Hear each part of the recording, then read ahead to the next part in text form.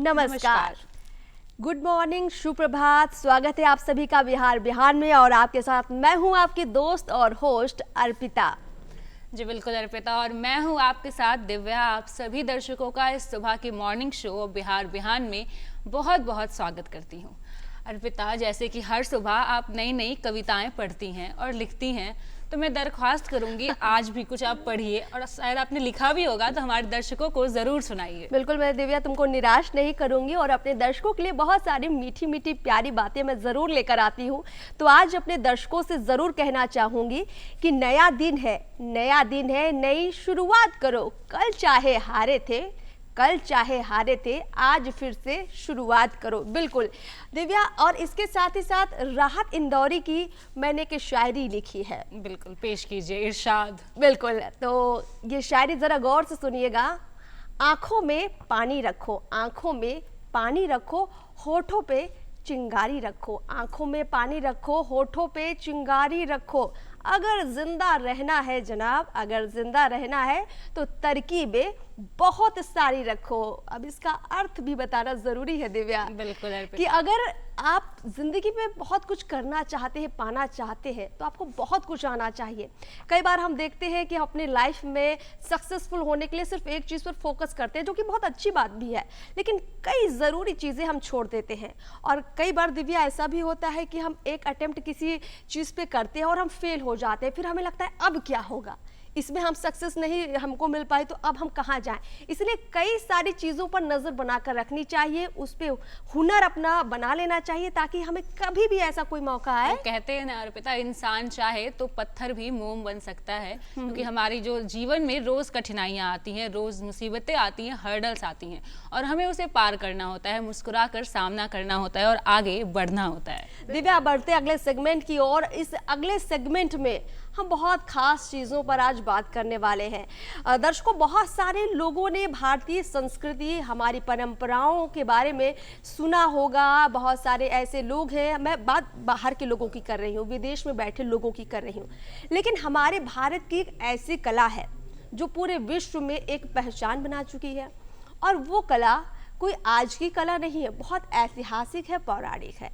आपने अक्सर बहुत सारे नृत्य देखे होंगे आजकल, तो चूंकि हम देखते हैं बॉलीवुड है, हॉलीवुड है, टॉलीवुड है, बहुत सारे, लेकिन एक ऐसी कला है, एक ऐसा नृत्य है जिसे आप न सिर्फ देखेंगे, महसूस करेंगे और आप समझेंगे कि ये हमारे भारतीय संस्कृति को किस तरीके से प्रफुल्लित करता है, हमारे इतिहास को, हमारे पौराणिक कथाओं को पेश करता है। और दिव्या, इसमें एक और तुमको मैं जो खास बात बताना चाहूँगी कि जो नृत्य होता है, वो जो नृत्य होता है अगर दिल से किया जाए और बारीकी से किया जाए, बिल्कुल, तो वो एग्जैक्टली हमें बताता है कि वो कहना क्या चाहता है। और एक ऐसा ही नृत्य है कथक। बिल्कुल, कथक के बारे में बात कर रही थी। और इंटरेस्टिंग बात यह है कि हमारी जो दिव्या है, जो हमारी एंकर है, ये कथक में पारंगत भी है। तो दिव्या, जरा कथक के बारे में पारंगत बोलना थोड़ा ये होगा अर्पिता। हाँ, मैंने भी कथक किया है और इसके बारे में आपको आज डिटेल में जानकारी भी देंगे कि कथक जो शब्द है आखिर कहाँ से निकला है, इसकी शुरुआत कब हुई थी, कब इसके किया गया था, और इसके बारे में आपको डिटेल में जानकारी दी जाएगी कि भारत में कितने सारे जो इसमें फ्यूजन किए गए हैं, कितने सारे चेंजेस लाए गए हैं, सब के बारे में आपको जानकारी दी जाएगी। इससे पहले अर्पिता, कथक के बारे में जो हम लोग सुनते, धा धिन धा, धा धिन धा, ता धिन ता, कुछ ऐसे हम लोगों ने बीट सुने हैं, लेकिन एग्जैक्टली हमें नहीं पता है कि कथक में कैसे बीट होते हैं। मतलब हम लोग देखते हैं तो बहुत अच्छा लगता है वो थिएटर में देखना कि एक कलाकार है जो भाव भंगिमा दिखा रहा है, प्रस्तुत कर रहा है, लेकिन उसको हम उतनी डीपली नहीं समझते हैं। और बहुत सारे लोग इसमें करियर भी बनाना चाहते हैं, जानना चाहते हैं कि इसमें आजकल कितनी संभावना है, क्या कथक को एक प्रोफेशन के रूप में चूज किया जा सकता है, कितना बढ़िया करियर ऑप्शन कथक हो सकता है। ये तमाम चीज़ें जानने के लिए हमारे साथ स्टूडियो में खास मेहमान मौजूद है। आपका उनसे परिचय करवाते हैं। जी हाँ, हमारे साथ है अनिरुद्ध कुमार सिंह। बहुत बहुत स्वागत है आपका हमारे कार्यक्रम में अनिरुद्ध जी, और उम्मीद करते हैं कि आज जो चर्चा होगी बहुत खुशनुमा होगी और हमें बड़ी बारीकी से आप तमाम जानकारियां देंगे। लेकिन उससे पहले आपके कथक से जुड़ी कुछ क्लिप्स आपने हमें प्रोवाइड की हैं, तो पहले क्यों ना उन्हें हम देख लेते हैं और अपने दर्शकों को भी दिखाते हैं। चलिए देखते हैं।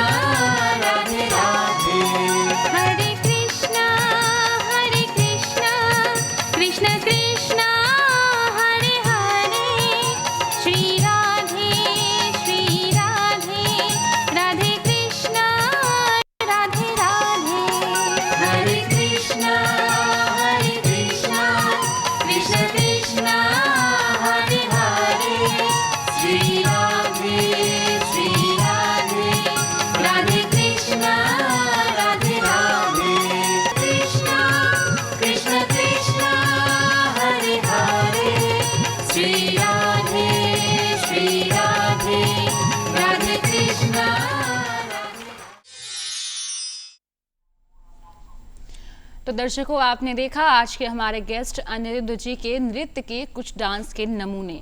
तो अनिरुद्ध जी, आगे बढ़ने से पहले आपसे बस यही सवाल करना चाहेंगे, जैसा कि मैंने वीडियो में देखा, जितना मुझे समझ आ रहा है आपने एक वंदना किया और ठाट किया, तो ये एक कथक का पार्ट है, मैं अपने दर्शकों को बताना चाहूँगी।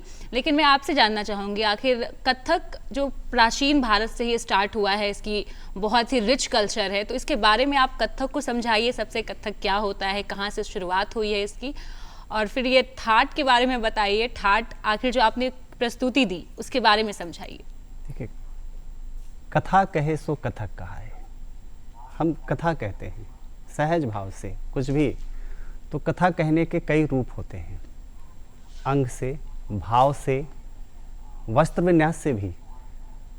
यदि हम वस्त्र विन्यास में शंकर का वस्त्र धारण किए, यहाँ एक मोर मुकुट एक मोर की पंखी लगा लेना, तो वो कृष्ण की छवि दिखती है। तो अंग भाव से भी जब दिखाते हैं या कुछ करते हैं, तो वो भाव प्रदर्शित होता है। कथक में वो चीज़ सबसे ज़्यादा दिखाई देता है। कथक सबसे प्राचीनतम नृत्य में से है। ये उत्तर भारत के शास्त्रीय नृत्य शैली में से एक है। वैसे हमारे भारत में 8 प्रकार के शास्त्रीय नृत्य शैलियाँ चल रही हैं। कथक, भरतनाट्यम, कथकली, कुचिपुड़ी, मणिपुरी, ओडिसी, सतारिया और ऐसे कई मुद्राएं, कई नृत्य हैं हमारे ये सारे भारत नृत्य में। शैलियाँ जो हैं हमारे भारतवर्ष में चलती हैं, पर उसमें कथक नृत्य शैली जो है बिल्कुल अलग है। हर नृत्य शैली की अपनी विशेषता होती है। तो कथक नृत्य शैली की विशेषता 2 भाग में आते हैं, नृत्य और नृत्य। तो नृत्य कुछ टेक्निकल पार्ट होता है, जैसे आपने अभी कहा ठाठ, आमद, सलामी, है ना, कवित्त, तोड़ा, टुकड़ा, परन, आमद, ये सारी चीज़ें हमारे उस नृत्य के टेक्निकल पक्ष में होते हैं। और नृत्य में भाव, ये सारी चीज़ें हमारे नृत्य अंग में दिखाई देते हैं। तो ये 2 पक्ष कथक के नृत्य में हमें दिखाई देते हैं। तो एक टेक्निकल पार्ट हो गया। ठाठ तो वो अवस्था है कि जब हम बन करके और यूं खड़ा होते हैं, तो अवस्थागत हम बन करके ठाठ के अंग में अंग दिखाते हैं। हम ठाठ में बन करके यूं हम दिखा देते हैं, तो वो चीज़ें दिखाई देती हैं लोगों को। तो ये अवस्था है ठाठ। ये विभिन्न विलंबित लय में भी और मध्य लय, मतलब जिस लय में ये क्रम चलता है उस लय में हम इसकी प्रस्तुति देते हैं। कथक में हम जब कथा की बात करते हैं, तो कथा जो होता है लय और बाँट के हिसाब से चलता है। ताल और लय के साथ, संगीत के साथ हमारी कथक की प्रस्तुति होती है। इसके अपने कुछ नृत्य क्रम भी होते हैं, जैसे किसी श्लोक पे कर लिया मंगलाचरण, जैसे अदर नृत्य में, उसी प्रकार से हमारे यहाँ कथक में भावों का आविर्भाव होता है। कथक के बाद ठाठ, उपज, ये सारी चीज़ें चलती हैं। फिर आमद, का तोड़ा, टुकड़ा, परन, इस तरह से हम इस क्रम को बढ़ाते हैं। कवित है और लय एक बढ़ते क्रम में होता है। एक विलंबित लय में शुरू करते हैं, जैसे धा, धिन, धिन, धा, एक लय रखा और इस लय में जब चलता है, इसके बाद फिर बढ़ते हुए क्रम में भी चलते हैं। फिर धा दिन धिन धा, धा दिन धिन धा, धा तिन तिन ता दिन धिन धा, फिर इस लय में भी वो स्वरूप चलता है। बिल्कुल। और तब जाके कथक की कहानी हम दिखा पाते हैं। क्या बात है।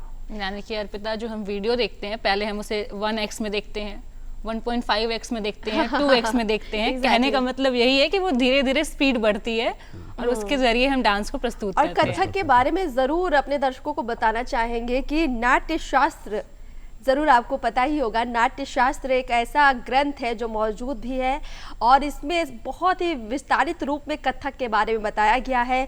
ऋषि भरत ने इस ग्रंथ को लिखा है।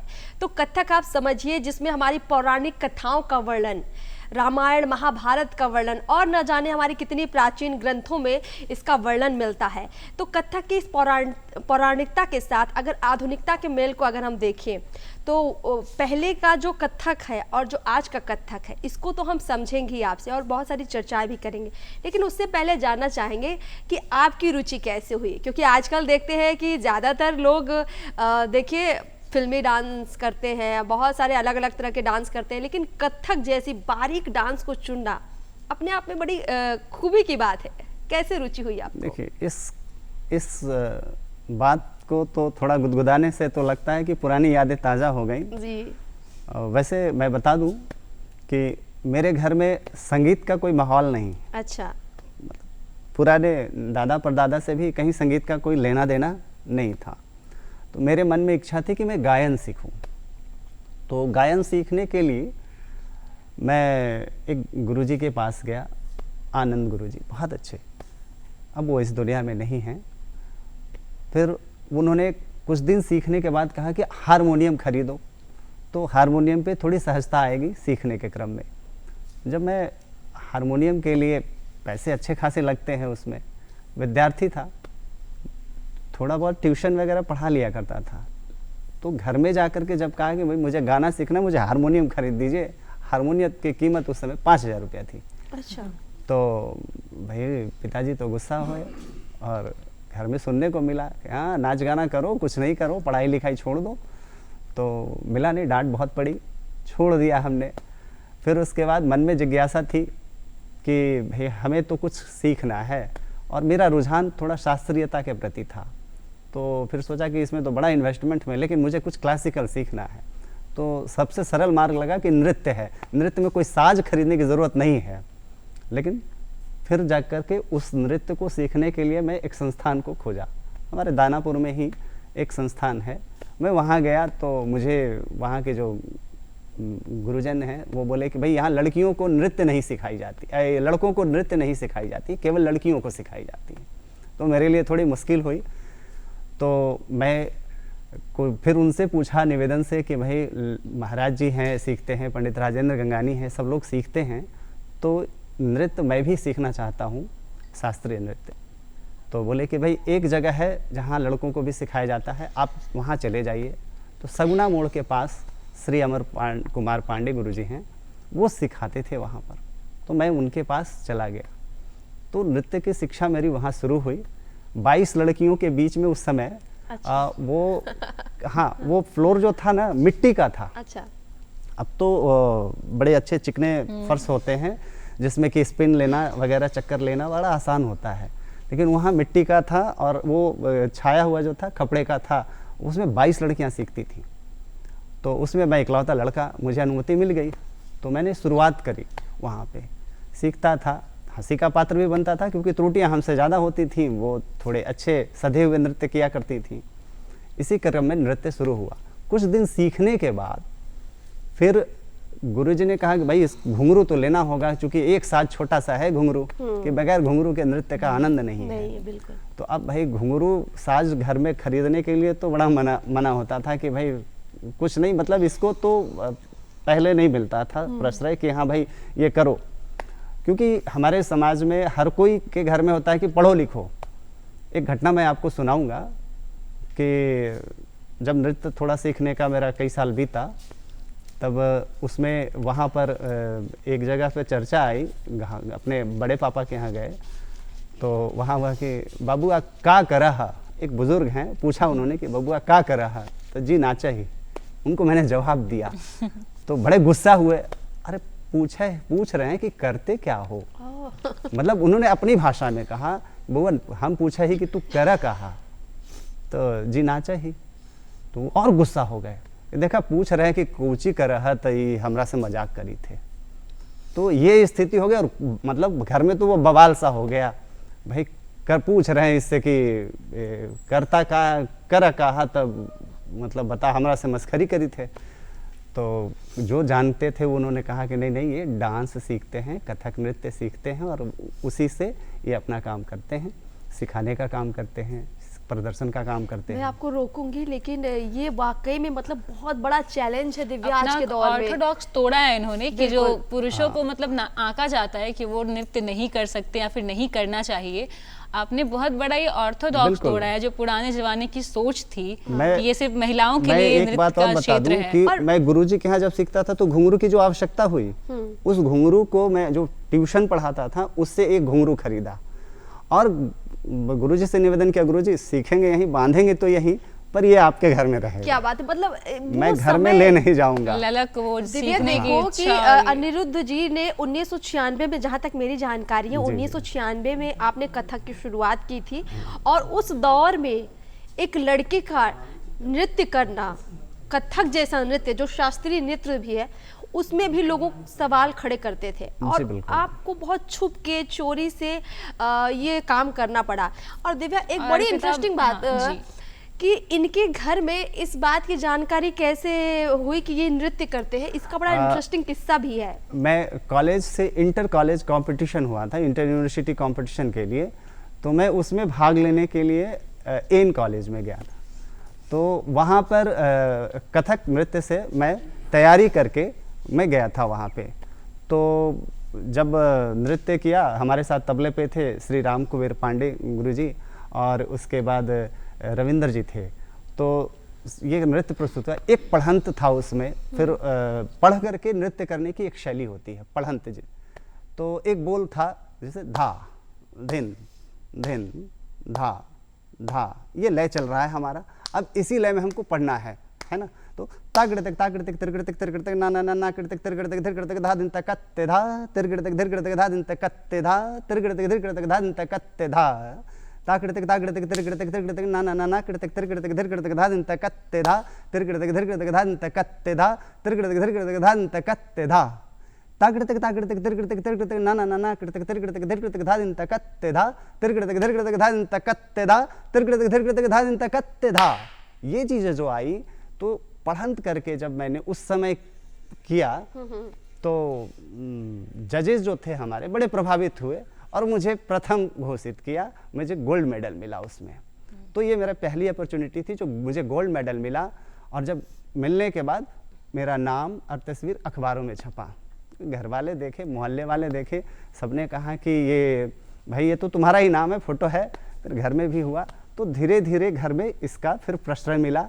वरना तुरंत से एक शब्द थोड़ा डर था कि कहीं चर्चा करे तो, और कुछ नहीं सीखा तो नाच सीख लिया। सोचिए दिव्या कि अखबार में कहते हैं कि लोगों के नाम छपते थे तो लोग खुशी खुशी बताते थे, तो इनका नाम जब छपा तब इनके घर वालों को मालूम पड़ा कि नृत्य करते मैं आपको और कथक। पता यही बताना चाहूंगी कि कथक का जो क्षेत्र है, जी। इसमें ऐसा भी होता है कि कई जो फैमिली अगर बैकग्राउंड आपका कथक का ना हो, हाँ। आप डांसर में ना हो या फिर शास्त्रीय सिंगिंग या फिर डांस में ना हो, तो आपको आगे बढ़ने में थोड़ी मतलब परेशानी होती है। और इन्होंने कड़ी मेहनत की होगी तो तब आप यहाँ बैठे हैं और बिल्कुल। इतनी अच्छी हमने और आपका वो प्रस्तुति भी रिएक्शन देखा। क्या रहा होगा इसमें- जरूर मैं आपसे जानूंगी, लेकिन थोड़ा रुकते हैं एक छोटे से ब्रेक के लिए। उसके बाद आगे भी आपसे बातचीत जारी रखेंगे और बहुत सारे इंटरेस्टिंग किस्से हैं अनिरुद्ध जी के, वो भी जानेंगे और कथक की बारीकियां भी समझेंगे। चलिए फिलहाल देखते हैं एक छोटा सा ब्रेक, फौरन हाजिर होते हैं।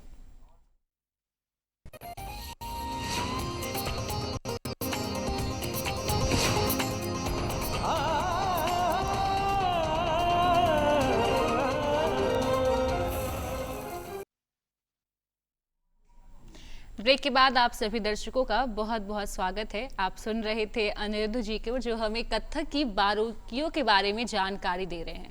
तो अनिरुद्ध जी, आगे आपसे पूछना चाहूँगी, कथक में कई घराने होते हैं जैसे बनारस, रायपुर, लखनऊ, तो मैं आपसे जानना चाहूँगी सभी घराने की क्या क्या विशेषताएं हैं और आपने किस घराना को अपनाया है, इसके बारे में जानकारी दीजिए। देखिए, घराने तो है, लखनऊ है, बनारस है, जयपुर है और एक रायगढ़ आपने नाम लिया, वो भी है घराने के रूप में। तो इन घरानों की, सब घराने की अपनी विशेषता तो है। हमारे लखनऊ में नज़ाकत, सूक्ष्म चीज़ों को बारीकियों से बोले जाते हैं और दिखाए जाते हैं।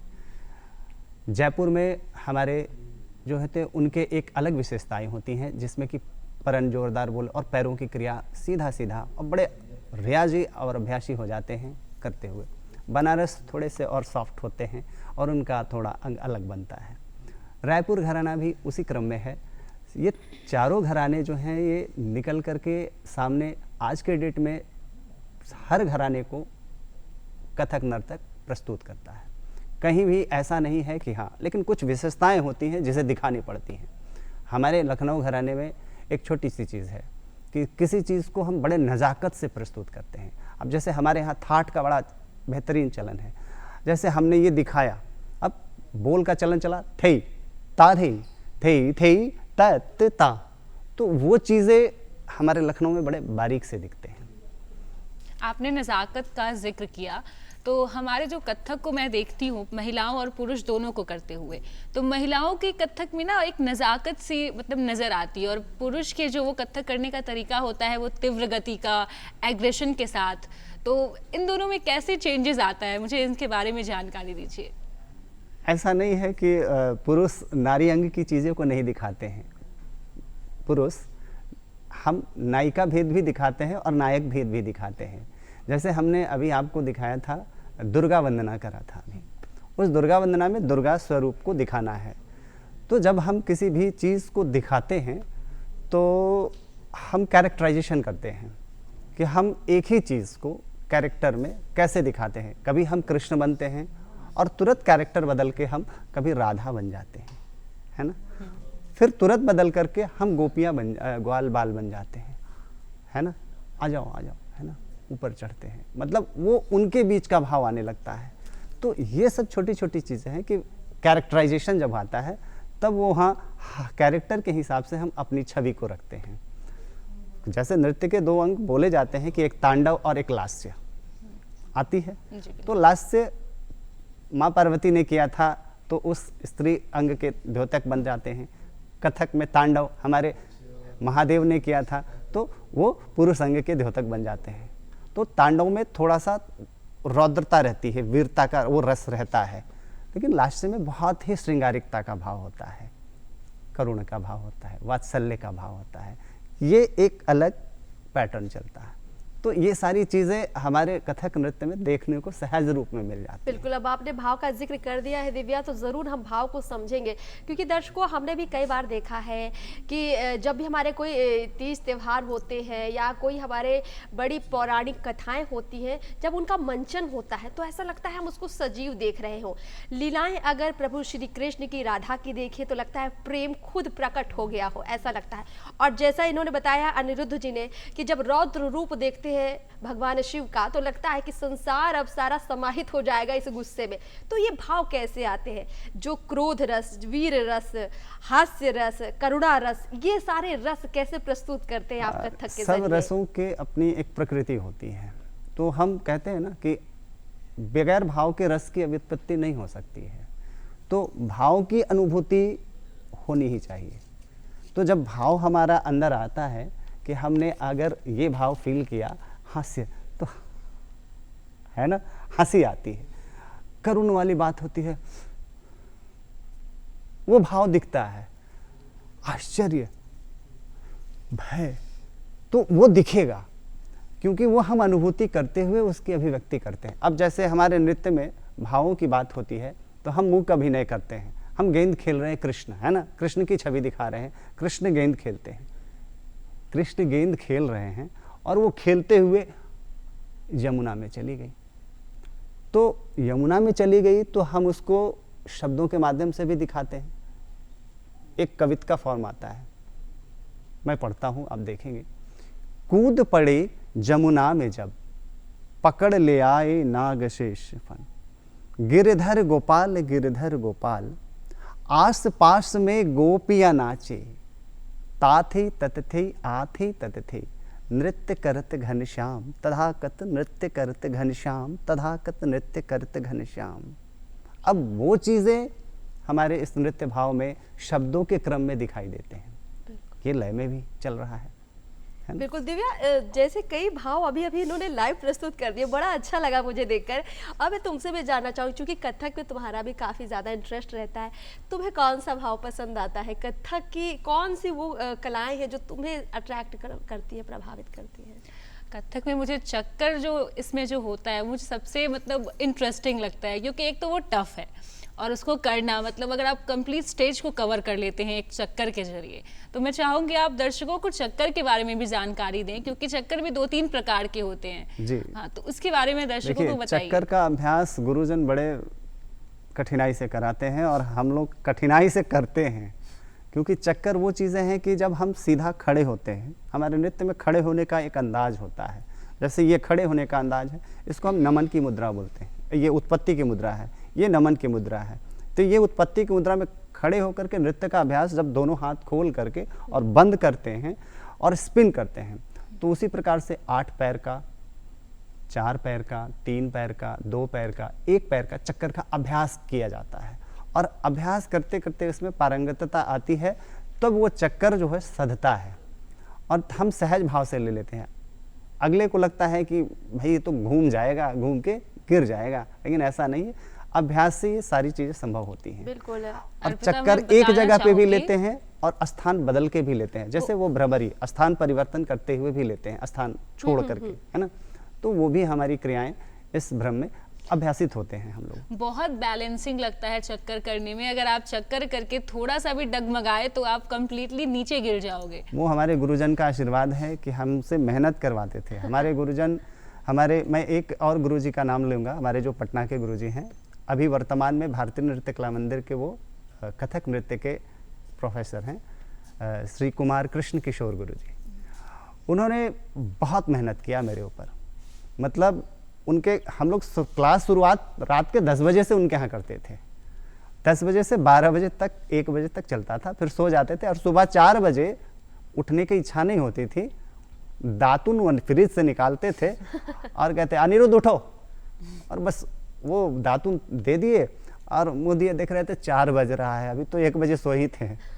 और वो दातुन करने के बाद उसके बाद बांधो घुंघरू, चलो शुरू हो जाओ। लहरा लगा दिए गुरुजी और बोले शुरू हो जाओ। अब वो नृत्य का अभ्यास चलता था। तो ये हमारे गुरुजी श्री कुमार कृष्ण किशोर गुरुजी की देन है, जो कहते हैं कि गुरु भी अच्छे मिल जाए तो बड़े भाग्यशाली हैं आप।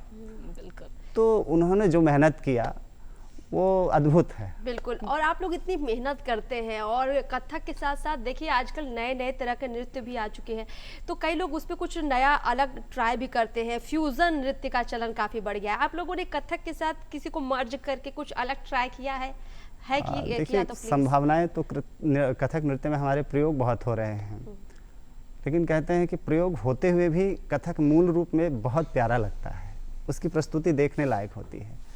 आज के दर्शक, चूँकि दर्शकों की वैरायटी बहुत है, किसी को फोक संगीत अच्छा लगता है, किसी को शास्त्रीय, किसी को उपशास्त्रीय, किसी को फिल्मी ज़्यादा अच्छा लगता है। तो ऐसा नहीं है कि हम लोग उस चीज़ को लेकर के काम नहीं करते हैं। अब पैरों की क्रिया करते हैं तो पैर की क्रिया को तत्कार कहते हैं हम, है ना। पैर चलता है, ताथी थीता ताथी थीता ताथी थीता ताथी थीता ताथी थीता, ये चल रहा है हमारा पैर। पैरों की क्रिया में बोलों का भी समावेश होता है, जिसे लड़ी कहते हैं। जैसे धा घिन धा, तकट तिकट धा घिन धा, तकट तिकट तक धिन गिन, तकट तिकट ता गिन ता, तकट तिकट तक धिन गिन। अब ये बोल चल रहा है, वैसा ही हमारे पैरों से उसी घुंघरू के उसी बोल के क्रम में निकलेंगे, जो मुँह से बोलने पर तबला वाले बजाएंगे और हमारे पैरों की घुंघरू भी बोलेगी। तो ये बोलों का जो क्रम चलेगा ना, तो हमारे तत्कार के बोल पैरों की क्रिया में वो दिखाई देंगे और तब ये चलता है। बिल्कुल। यानी अर्पिता, कथक बहुत डाइवर्स है। अगर आप उसे पढ़ने जाएं तो इसीलिए कहा जाता है कि 8 साल 10 साल लग जाता है इसको समझने में, इस पूरे बुक्स को समझने में। मैं तो और कम इस बारे में जानती हूँ, तो लगातार जितना अनिरुद्ध जी बता रहे हैं मेरी जानने की जिज्ञासा बढ़ती जा रही है। और इसलिए अनिरुद्ध जी, मेरे पास एक बहुत महत्वपूर्ण सवाल है। देखिए, हर नृत्य की एक वेशभूषा होती है, एक पर्टिकुलर ड्रेस होता है, हम देख के पहचान लेते हैं कि ये कलाकार अब ये प्रस्तुति देने वाला है। तो कथक के जो नर्तक हैं वो किस तरह की वेशभूषा धारण करते हैं, और महिलाएं पुरुष अलग अलग धारण करते हैं, एक समान करते हैं, कैसे, इसके बारे में बताइए। देखिए, पुरुष ने कैसा धारण करा है ये आपके सामने एक प्रतिबिंब आपको दिख रहा होगा। ये जो कुर्ते का यह स्वरूप है, इसको मिर्जाई बोलते हैं या अंगरखा बोलते हैं। इस तरह से हम करते हैं। आजकल तो एक नॉर्मल कुर्ता पहनते हैं और बीच से कटिंग होती है और वो भी होती है, वो 4 भागों से कटा होता है, तो उसे अंगरखा या फिर उसे हम मिर्जाई की संज्ञा देते हैं। कुर्ता पैजामा पहन के, कुर्ता धोती पहन करके भी पुरुष इस नृत्य को प्रस्तुत करते हैं। ये हमारी परंपरा। महिलाएं हमारी वो भी पहनती हैं लहंगा, चुन्नी, चोली। उसके अलावा फ्रॉक सूट होता है। आजकल तो वर्तमान में कई प्रयोग होते रहे हैं, तो हमारे इस आहार्य अभिनय का जो अंग है, वेशभूषा और रूप सज्जा, ये दोनों आहार्य अभिनय का है। तो ये हमारे जो वेशभूषा है, प्रयोग बहुत हो रहे हैं इसमें। अब कटिंग करके स्टाइल थोड़ा सा दे दिया, थोड़ा ये पहन लिया इधर से, थोड़ा इधर से झालर लटका, तो उसके भी प्रयोग हो रहे हैं और हम इसके प्रयोग में उस कॉस्ट्यूम से भी उतर जाते हैं नृत्य में। आपने वेशभूषा का जिक्र किया, तो अनिरुद्ध जी मैं भी जानना चाहूँगी, जैसे मुगल काल के बाद कथक में बहुत सारे चेंजेस आए हैं। आपने एक सलामी शब्द का जिक्र किया, आमद का जिक्र किया, तो ये तो मुगल काल में ही इन सभी चीज़ों को ऐड किया गया है, जोड़ा किया गया है। तो इसके बारे में बताइए कि मुगल काल में जो बदलाव किया गया है कथक के साथ, जो परिवर्तन आया है। आज का वो मेरा शुरुआत में भी एक प्रश्न था दिव्या, कि जो हमारे पुराणों में इतिहास में वर्णित कथक है, वो कथाओं में वर्णित है, और आज 2024 की बात करें, इस आधुनिक युग की बात करें, तो कितना बदल चुका है कथक। नाट्य के साथ मुगल काल और अभी का जनरेशन, हाँ, बहुत चेंजेस आया है। कथक के स्वरूप में बदलाव तो होते रहे हैं और देश काल पात्र के हिसाब से, समय के हिसाब से इसमें बदलाव भी हुए हैं। तो नृत्य की शैलियों में भी बदलाव हुए हैं और इसके परिधान में भी बदलाव हुए हैं। इसके परिधान में जो बदलाव हुए हैं, मुगल कालीन जब छाप आती है तो एक अंगरखा होता है, हाफ बंडी के तौर पे भी पहनते हैं, एक टोपी पुरुष वर्ग पहनते हैं, महिलाएं उसका यहाँ का वो लगाती हैं, हाँ। है ना, लगाती हैं। तो उस तरह से ऑर्नामेंट्स भी उसमें प्रयोग किए जाते हैं और उसको करके नृत्य करते हैं। आमद और सलामी उसी काल के देन है, क्योंकि आमद और सलामी ये आमद जो है फारसी शब्द है, इससे ये जनरेट हुआ है और ये दिखाई देता है। तो कथक की बारीकियां उन शब्दों को लेकर के भी हम प्रस्तुति में आते हैं। बिल्कुल। अनिरुद्ध जी, एक बड़ा महत्वपूर्ण सवाल है, थोड़ा सा आप, क्योंकि समय कम है, हमारे दर्शकों को बताइए कि आपने कई जगहों पर प्रस्तुतियां दी हैं, आप शिक्षक भी हैं, तो प्रस्तुतियों के बारे में बताइए, कुछ छोटा सा आपका अनुभव हो जो अभी भी आपको जहन में आता है तो आपका जहन गुदगुदा जाता हो। देखिए, अभी वर्तमान समय में मैं 2 सरकारी विद्यालयों में कार्य किया, एक अभी SS बालिका बिहार शरीफ में और एक +2 जनता हाई स्कूल मऊ टिकारी गया में है, जो वहाँ मैं अभी वर्तमान में हूँ। तो इस स्कूल में जब सिखाता हूँ तो बच्चे जब शुरुआत करते हैं ना, तो उस शुरुआत के क्रम में उनको लगता है कि हम कहाँ से शुरुआत करें। तो लय को जब करते हैं तो मैं कहता हूँ कि दिल की धड़कन से लय को महसूस करो। जैसे ये चल रहा है, धा धा धा धा धा धिन धिन धा धा धिन धिन धा, उसी प्रकार से लय को सिखाने के लिए हम डायरेक्ट अगर बोलो को सिखाएंगे, धा घिने धाती धा तेटे घिने धाती धा, तो बच्चे हैं ना समझ नहीं पाएंगे। ये हमारा अनुभव आ रहा है। उनको सिखाने के लिए महाराज जी बड़ी अच्छी एक शैली दिए थे कि भाई हम घर में सब्जी प्रयोग करते हैं, आटा प्रयोग करते हैं, है ना, इनसे भी हम कैसे तिहाइयाँ बनाते हैं उस क्रम को सिखाते हैं। अब जैसे एक चीज़ है कि तिहाई सिखा रहे हैं, बोल है सब्जी पूड़ी और कचौड़ी, हल वाला दी, हमारे महाराज जी की देन है। तो अब ये लय चल रहा है, देखिएगा लय दिखेगा यहाँ, जैसे 1 2 3 4 5 6 7 8 9 10 11 12 13 14 15 16, फिर 1 से शुरू होता है। अब इसी लय में हम पढ़ेंगे उसको हलवा पूड़ी वाला। देखिएगा, सब्जी पूड़ी और कचौड़ी, हलवा ला दे, हलवा ला दे, हलवा ला दे दे, सब्जी पूड़ी और कचौड़ी, हलवा ला दे, हलवा ला दे, हलवा ला दे दे, सब्जी पूड़ी और कचौड़ी, हलवा ला दे, हलवा ला दे, हलवा ला दे दे। अब ये महाराज जी का पैटर्न रहा है। अब इसको बच्चे बड़े चाव से सीखते हैं, पैरों के घुंघरू उसी अंदाज में चलाते हैं। बिल्कुल, बहुत खूब सर, मतलब इतने अच्छे से, और एक शॉर्टकट जो हमें बचपन में सिखाया जाता था, किसी भी चीज को पढ़ने के लिए शॉर्टकट अपना लो और उससे समझ लो। तो सर आपने बहुत अच्छे तरीके से हमें समझाया और मैं आशा करती हूँ हमारे दर्शकों को भी समझ आया होगा कि इतने बारीकी से शॉर्टकट और फॉर्मूला लगाकर आप लोगों को समझाया गया है। सर बहुत बहुत शुक्रिया हमारे साथ जुड़ने के लिए और कथक जैसी कला को बहुत बारीकी से समझाने के लिए आपका बहुत बहुत धन्यवाद। शुक्रिया अनिरुद्ध जी। बिल्कुल दिव्या, अब दर्शकों को फटाफट एड्रेस बता देते हैं कि वो हमें तमाम चीजें, अपनी बातें दिल की हम तक पहुंचा पाए। हमारा पता नोट कीजिए, हमारा पता है निदेशक DD बिहार दूरदर्शन केंद्र पटना, फ्रेजर रोड, और हमारा पिन कोड है 800001। आप हमें मेल भी कर सकते हैं, डायरेक्टर DDK Patna @gmail.com। नमस्कार।